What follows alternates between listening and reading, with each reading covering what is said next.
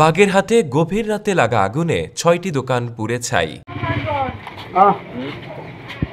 বাগেরহাট সদর উপজেলার সিএনবি বাজারে গভীর রাতে ভয়াবহ অগ্নিকাণ্ডের ঘটনা ঘটেছে।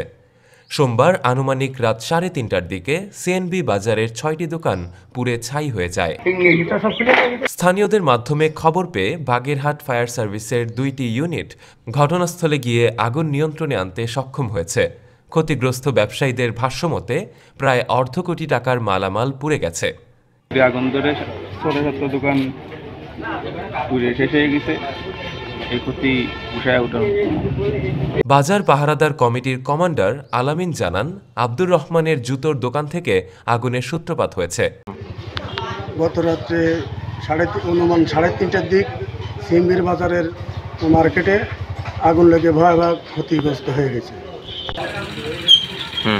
স্থানীয় সবাই খবর পেয়ে ফায়ার সার্ভিসকে ফোন দেওয়া হলো। 2-3 ইউনিট এনারা এসে ফায়ার সার্ভিস এনারা এসে আগুন নিয়ন্ত্রণ করলো। আগুন নিয়ন্ত্রণে হলেও ক্ষতি কোনো অংশ কমেনি, সব কিছু পেড়ে তছনছ হয়ে গেছে। দোকানে টিনের ছাউনি থাকায় আগুন চারদিকে ছড়িয়ে পড়েছে এবং আশেপাশের দোকানগুলো পুড়ে গেছে।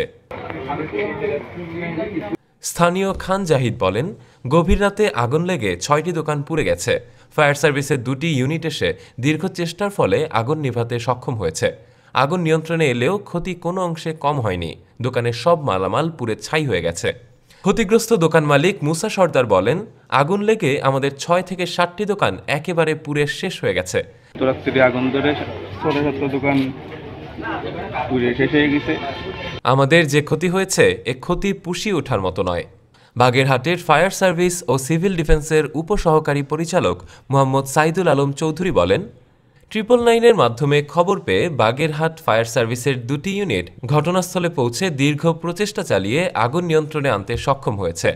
আগুন লেগে বাজারের 6টি দোকান সম্পূর্ণ পুড়ে গেছে। জুতার দোকান থেকে বৈদ্যুতিক শর্ট সার্কিটের মাধ্যমে আগুনের সূত্রপাত হয়েছে বলে ধারণা করা হচ্ছে।